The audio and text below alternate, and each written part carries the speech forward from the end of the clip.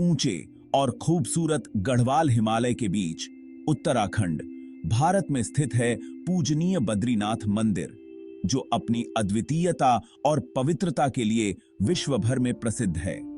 यह मंदिर भगवान विष्णु को समर्पित एक पवित्र स्थल है, जो हिंदू धर्म के अनुयायियों के लिए अत्यंत महत्वपूर्ण है।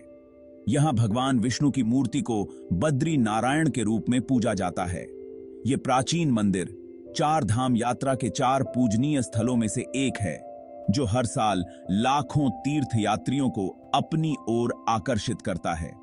बद्रीनाथ, केदारनाथ, गंगोत्री और यमुनोत्री ये चार धाम हिंदू धर्म में अत्यधिक महत्व रखते हैं।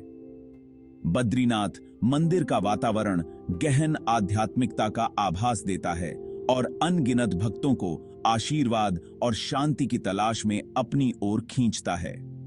यहां की शांति और पवित्रता हर आगंतुक के मन को शांति और संतोष से भर देती है। इस वीडियो में हम इस पवित्र स्थल की एक आभासी यात्रा पर निकलेंगे, जहां हम मंदिर के हर कोने को देखेंगे और इसके अद्वितीय सौंदर्य का अनुभव करेंगे। इसके पौराणिक अतीत, वास्तुशिल्प भव्यता, धार्मिक महत्व और इसके साथ जुड़ी आकर्षक कहानियों में डूबेंगे। बद्रीनाथ मंदिर की स्थापत्य कला और इसकी धार्मिक कहानियां हमें प्राचीन भारत की समृद्ध संस्कृति और इतिहास की झलक दिखाती हैं। बद्रीनाथ की हवा भक्ति से भरपूर है और यहाँ की प्राकृतिक सुंदरता इस आध्यात्मिक अनुभव को और भी बढ़ा देती है। यहाँ के हरे भरे पहाड़, साफ सुथरी नदियां और शांत वातावरण हर किसी को मंत्रमुग्ध कर देते हैं। ऊंचे पहाड़ों के बीच और बहती हुई अलकनंदा नदी के किनारे मंदिर का ये दूरस्थ स्थान शांति और विस्मय का वातावरण बनाता है।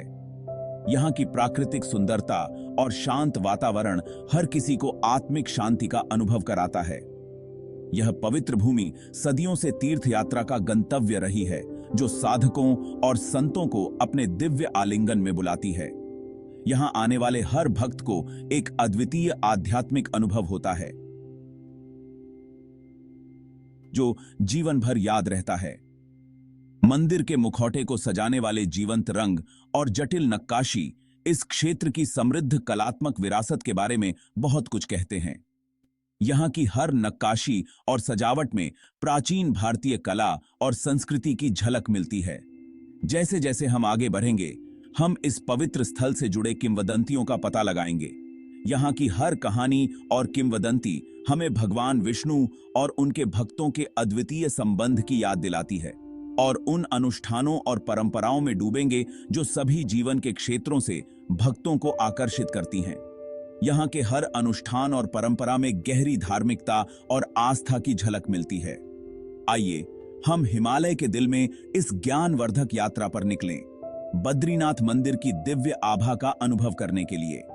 इस यात्रा में हम न केवल मंदिर की भव्यता को देखेंगे, बल्कि इसके साथ जुड़ी हर कहानी और किंवदंती को भी जानेंगे, जो इस पवित्र स्थल को और भी विशेष बनाती है।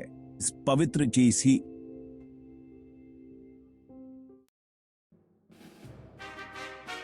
बद्रीनाथ मंदिर की उत्पत्ति प्राचीन किंवदंतियों और पौराणिक कथाओं में छिपी हुई है, जो इस पवित्र स्थल के आकर्षण और रहस्य को और भी बढ़ा देती हैं।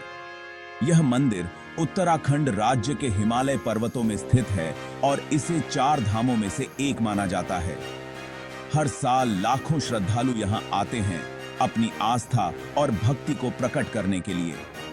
बद्रीनाथ मंदिर की दीवारों पर की गई नक्काशी और मूर्तियां इसकी प्राचीनता और धार्मिक महत्व को दर्शाती हैं। यहाँ की हर एक मूर्ति और नक्काशी में एक कहानी छिपी हुई है, जो इस स्थान की पवित्रता को और भी बढ़ा देती है। एक प्रसिद्ध कहानी ये है कि भगवान विष्णु, जो ब्रह्मांड के रक्षक हैं, ने इस अद्भुत स्थान को ध्यान और आध्यात्मिक ज्ञान प्राप्त करने के लिए चुना। भगवान विष्णु को त्रिमूर्ति में से एक माना जाता है, जो सृष्टि, पालन और संहार के कार्यों को संचालित करते हैं। कहते हैं कि भगवान विष्णु ने इस स्थान को अपनी तपस्या और ध्यान के लिए चुना, क्योंकि यहाँ की शांति और प्राकृतिक सौंदर्य उन्हें आकर्षित करता था। यहाँ के पर्वत, नदियां और हरियाली एक दिव्य वातावरण का निर्माण करते हैं, जो ध्यान और साधना के लिए उपयुक्त है। कहते हैं कि भगवान विष्णु अपने ध्यान में एक बच्चे का रूप धारण कर लिए जो लगातार रो रहा था। यह रूप उन्होंने इसलिए धारण किया ताकि वे अपनी तपस्या में किसी भी प्रकार की बाधा न आने दें और अपने भक्तों की परीक्षा ले सकें। बच्चे के रूप में भगवान विष्णु का लगातार रोना एक दिव्य संकेत था जो उनके भक्तों को उनकी उपस्थिति का एहसास दिलाता था। यह रोना इतना प्रभावशाली था कि देवी लक्ष्मी तक इसकी आवाज पहुंच गई। बच्चे के रोने की आवाज उसकी पत्नी देवी लक्ष्मी के कानों तक पहुंची, जो अपने प्यारे के लिए चिंता में उस स्थान पर दौड़ी आई। देवी लक्ष्मी, जो धन और समृद्धि की देवी मानी जाती हैं, अपने पति की तपस्या में किसी भी प्रकार की बाधा नहीं चाहती थीं। देवी लक्ष्मी ने अपने पति को कठोर मौसम के सामने देखकर तुरंत ही एक उपाय सोचा। उन्होंने खुद को एक बद्री वृक्ष भारतीय बेर में बदल लिया और अपनी फैली हुई शाखाओं से उन्हें छाया दी। यह वृक्ष भगवान विष्णु को तपस्या में सहायता करने के लिए था। अपने भगवान को कठोर मौसम के सामने देखकर देवी लक्ष्मी ने यह सुनिश्चित किया कि भगवान विष्णु की तपस्या में कोई बाधा न आए। उन्होंने अपने प्रेम और समर्पण का परिचय देते हुए खुद को एक वृक्ष में बदल लिया। उन्होंने खुद को एक बद्री वृक्ष भारतीय बेर में बदल लिया और अपनी फैली हुई शाखाओं से उन्हें छाया दी।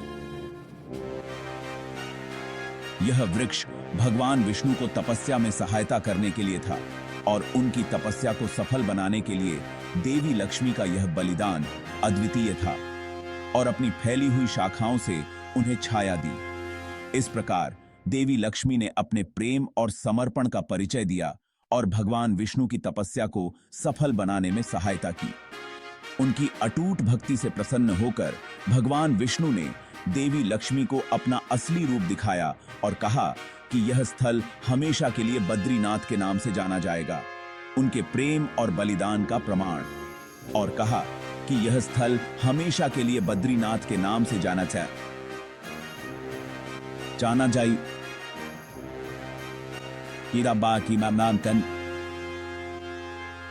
उनके प्रेम और बलिदान का प्रमाण। बद्रीनाथ मंदिर आज भी इस दिव्य प्रेम और बलिदान की कहानी को जीवित रखता है। उनके प्रेम और बलिदान का प्रमाण।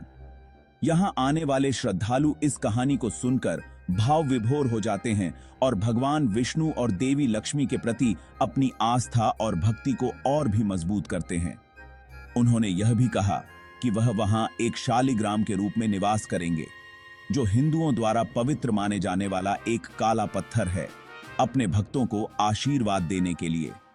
शालिग्राम को भगवान विष्णु का प्रतीक माना जाता है और इसे अत्यंत पवित्र माना जाता है।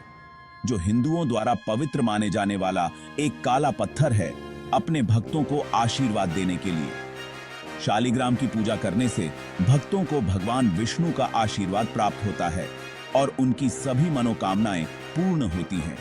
अपने भक्तों को आशीर्वाद देने के लिए बद्रीनाथ मंदिर में आने वाले श्रद्धालु शालिग्राम की पूजा करते हैं और भगवान विष्णु से अपनी मनोकामनाएं पूर्ण करने की प्रार्थना करते हैं। इस प्रकार बद्रीनाथ मंदिर एक दिव्य स्थल है जो भगवान विष्णु और देवी लक्ष्मी के प्रेम और बलिदान की कहानी को जीवित रखता है। बद्रीनाथ मंदिर प्राचीन भारत की वास्तुशिल्प कौशल का एक प्रमाण है। इसकी ऊंची संरचना हिमालय की बर्फ से ढकी चोटियों के सामने एक शानदार नजारा है। मंदिर, जो क्लासिक उत्तर भारतीय वास्तुशिल्प शैली में बना है, एक साधारण सी संरचना है, लेकिन इसकी सुंदरता इसकी सादगी और प्राकृतिक परिवेश में है। मुख्य प्रवेश द्वार, जिसे सिंहद्वार कहा जाता है, एक बड़े से आंगन में खुलता है जहां मुख्य मंदिर और कई छोटे मंदिर स्थित हैं। मुख्य मंदिर भगवान बद्री नारायण विष्णु को समर्पित है और ये एक शंकु के आकार का है जो एक सुनहरे छत और एक प्रमुख सुनहरे शिखर से ढका हुआ है। मंदिर की दीवारें हिंदू पौराणिक कथाओं और महाकाव्यों की कहानियों को दर्शाने वाली जटिल नक्काशी से सजी हैं, जो इस क्षेत्र की समृद्ध कलात्मक विरासत को दिखाती हैं। कोई भी घंटों तक इस शिल्प कौशल की सराहना कर सकता है। हर नक्काशी एक कहानी बताती है, हर विवरण मंदिर की भव्यता में चार चांद लगाता है।